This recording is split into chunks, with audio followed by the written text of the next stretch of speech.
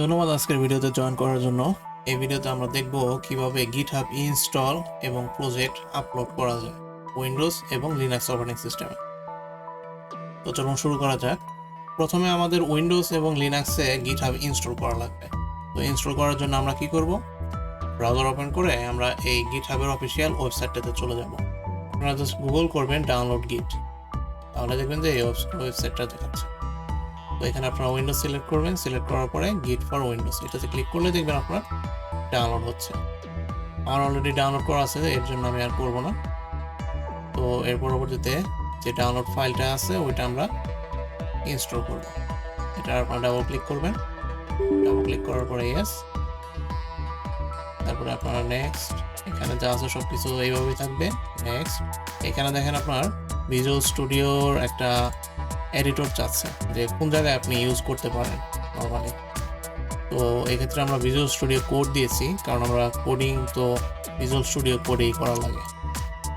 তো এটাই দিব আমরা, তারপর নেক্সট, তারপরে সব কিছু যা আছে ডিফল্ট। আপনাদের যদি কোনো কিছু জানার থাকে এই ব্যাপারে তো আপনারা অবশ্যই ডকুমেন্টেশন দেখতে পারেন। তো এখানে ইনস্টল হচ্ছে। তো আমরা এখন লিনাক্সে আবার ইনস্টল করব গিটহাব। আমরা লিখব sudo apt install git, password দিবেন। এখানে দেখেন আমার অলরেডি ইনস্টল করা আছে। তারপরে আমরা লিখব sudo apt install ghs। ghs হলো আপনার অথেন্টিকেশন, যদি আপনি সেভ করে রাখতে চান এর জন্য লাগে। আমরা এটা দিব।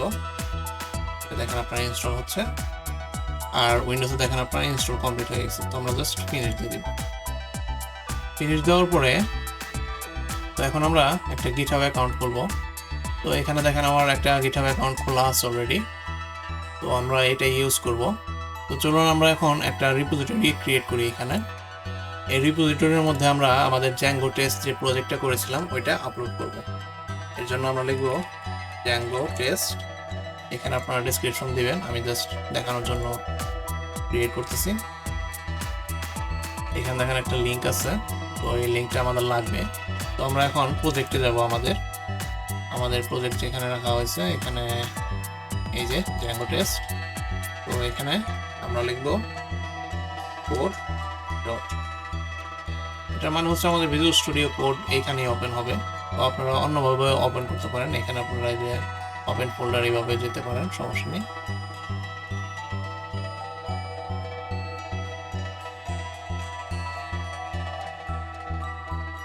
দেখেন আমাদের প্রজেক্ট চলে এসেছে। তো আমরা কি করব, এখানে টার্মিনাল, নিউ টার্মিনাল ওপেন করব। এই টার্মিনালের মধ্যে আমরা চেক করব আমাদের গিটহাব ইনস্টল আছে কিনা। এখানে আপনারা অ্যালাউ দিয়ে দিবেন, নেটওয়ার্ক অ্যাক্সেস লাগবে আমাদের গিটহাবে আপলোড দেওয়ার জন্য। আমরা লিখব গিট। এখানে দেখেন আমাদের অনেক রকমের কমান্ড দেখাচ্ছে। তো এখন আমরা কি করব, আমরা লিখব গিট ইনিট। গিট ইনিটের মানে হচ্ছে আমাদের গিটহাব প্রজেক্টে ইনিশিয়ালাইজ করবে। এখানে দেখেন ইনিশিয়ালাইজ হয়ে গেছে। এখন আমরা যদি লিখি গিট স্ট্যাটাস, এই স্ট্যাটাস দিয়ে দেখা লাগে গিটহাবের কোন অবস্থায় আছে এখন। এখানে দেখেন আমরা এখন মাস্টার ব্রাঞ্চে আছি, প্লাস এখানে অনেকগুলো ফাইল দেখেন আপনার রেড হয়ে আছে, আর এখানে বলা আছে আনট্র্যাকড। তো আমাদের গিটহাবে আপলোড দেওয়ার জন্য অবশ্যই সব ফাইল ট্র্যাক করা লাগবে প্রথমে। তো এখানে যেহেতু মাস্টার ব্রাঞ্চ আছে, তো আমরা ইচ্ছা করলে নতুন আরেকটা ব্রাঞ্চ তৈরি করতে পারি। তো ব্রাঞ্চ আমরা তৈরি করবো কিভাবে, আমরা লিখব গিট checkout -b টেস্ট। আমরা একটা টেস্ট ব্রাঞ্চ তৈরি করতেছি। এখানে দেখেন switch to new branch test. তো আমরা যদি আবার প্রিভিয়াস এই মাস্টার ব্রাঞ্চে চলে যেতে চাই তাহলে কি করব, আমরা লিখব গিট checkout মাস্টার। এখানে কিন্তু কোনো বি দেওয়া হয়নি। তো এখানে আপনারা দেখতে পাচ্ছেন কিছু এরর দেখাচ্ছে। এই এররটার কারণ হলো আমরা যখন সুইচ করেছি তখন কিন্তু এই ব্রাঞ্চটা আমরা কমিট করিনি। তো আমাদের প্রিভিয়াস ব্রাঞ্চে এখন আমরা যেতে পারবো না। তো প্রিভিয়াস ব্রাঞ্চ যদি আমরা আবার ক্রিয়েট করি এভাবেই, আমরা লিখব গিট checkout মাস্টার। এখানে দেখেন আমরা মাস্টার ব্রাঞ্চে আসি। এখন কি করবো, আমরা লিখব গিট অ্যাড। এটা আমরা ট্র্যাক করব। এই ড্রটের মানে হচ্ছে আমাদের কারেন্ট ডাইরেক্টরি। এখানে সবকিছু আমাদের অ্যাড হয়ে গেছে। তো এখন আমরা গিটহাবের স্ট্যাটাস দেখব। এখানে দেখেন সবকিছু সবুজ দেখাচ্ছে। তো এখানে দেখেন চেঞ্জ টু কমিটেড, মানে আমাদের কমিট করা লাগবে। এর জন্য আমরা কি লিখবো, git commit m for message, এখানে আমরা লিখবো ফার্স্ট কমিট, এটা একটা মেসেজ আপনারা যেটা দিতে চান ওইটাই। তো এখানে দেখেন আমাদের গ্লোবাল ইউজার নেম যাচ্ছে, তো আমরা একটা ইউজার নেম দেই, এটা হবে আপনার প্রোফাইলের ইউজার নেম। তো আপনারা এটা দিবেন, দেওয়ার পরে এখানে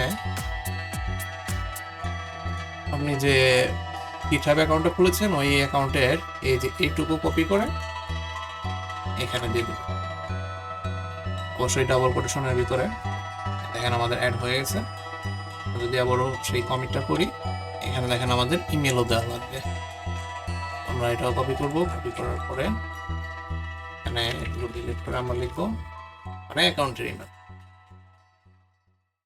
এখন যদি আমরা কমিট দেই, এখানে দেখেন আমাদের কমিট হয়ে গেছে। এখন আমরা GitHub স্ট্যাটাস দেখি, এখানে দেখেন ওয়ার্কিং ক্লিন। তো এখন আমরা যদি নতুন ব্রাঞ্চ তৈরি করি,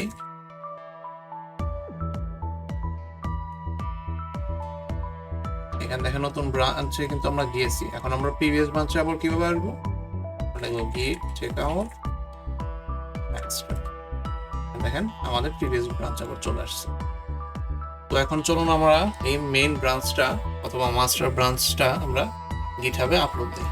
তো আপলোড দেওয়ার জন্য আমরা কি করব, git push, এখানে দেখেন আপনার কনফিগারেশন চাচ্ছে, আমাদের ডেস্টিনেশন দেওয়া লাগবে পুশের। এখানে দেখেন git remote add, এখানে নেম আছে আর হলো URL।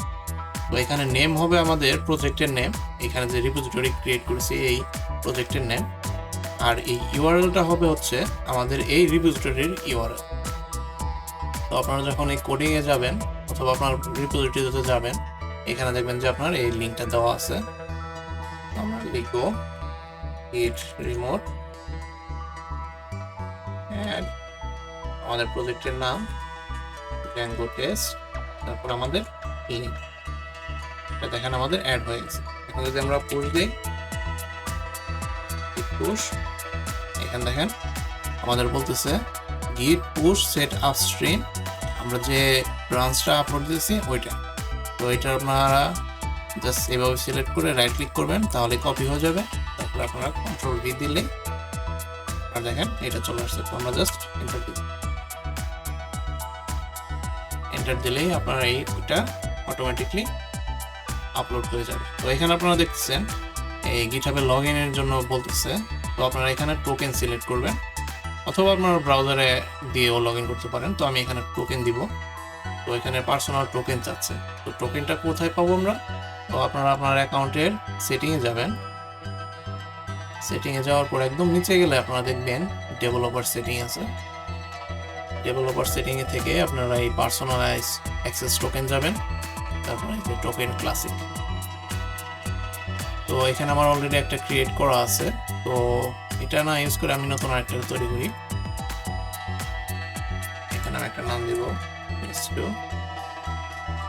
এখানে কত দিনের মধ্যে এটা এক্সপায়ার হয়ে যাবে ওইটা সেট করা লাগে, তো আমি 7 দিনের দিই। তারপর আমি জাস্ট রিপো দিয়ে দেব। এখানে হলো আপনার পারমিশন, তো এই জিনিসগুলো আপনারা যখন ভালো করে শিখবেন তখন দেখে নেবেন। জেনারেট টোকেন, এখানে দেখেন এই যে আমাদের টোকেন জেনারেট হয়ে গেছে। আমি জাস্ট এটা ক্লিক করব, কপি, এখানে পেস্ট, সাইন ইন। এই দেখেন আমাদের কোড আপলোড হয়ে গেছে। তো এখন যদি আমরা আমাদের প্রজেক্টে ফিরে যাই, এখানে যে প্রজেক্ট আমরা ক্রিয়েট করেছিলাম অথবা রিপোজিটরি যেটা ক্রিয়েট করেছিলাম, এখানে দেখেন আমাদের সব ফাইল চলে আসছে। তো আপনারা এই প্রজেক্টটা বোর্ড ডাউনলোড করবেন কিভাবে? মনে করেন আমরা এই জ্যাঙ্গো প্রজেক্টের বাইরে আমরা আরেকটা ফোল্ডার তৈরি করি, টেস্ট। এখানে আমরা একটা টার্মিনাল ওপেন করব, টার্মিনাল ওপেন করে এখানে কোড, এই যে এই ইউআরএলটা আমরা কপি করব, কপি করে আমরা লিখব git, তারপরে এই লিংকটা অবশ্যই এখানে আপনার ক্লোন দেওয়া লাগবে। এটা দিলে আপনার এই প্রজেক্টটা ক্লোন হয়ে নেমে আসবে। এখন আপনার যদি এই কোডটা মনে করেন যে আপনার আপডেট হয়েছে এই GitHub রিপোজিটরিতে, অন্য কেউ কমিট করে ওইটা মার্চ করেছে, তো এই ক্ষেত্রে এটা কিন্তু আপডেট হয়ে গেছে। তো এই আপডেটটা আপনি কিভাবে ডাউনলোড দেবেন, অবশ্যই আপনার এই প্রজেক্টের ডাইরেক্টরিতে ঢোকা লাগবে। টেস্ট, তো এখানে আমরা লিখবো git code, তাহলে দেখবেন এখানে আপনার নতুন কোডগুলা ডাউনলোড হয়ে গেছে। তো এখানে আমার মানে ডাইরেক্টরিতে ঢোকা লাগলো কিসের জন্য, তো এখানে আপনারা যদি খেয়াল করেন এখানে দেখেন যখন আমরা ডাউনলোড করেছি তো এই প্রজেক্ট নেমের একটা ফোল্ডার তৈরি হয়েছে। তো এই যে প্রজেক্টের নেম, তারপরে হলো আমাদের রিপোজিটরিটা। তো আপনি যখনই কাজ করবেন অবশ্যই এই ফোল্ডারে এসে কাজ করা লাগবে।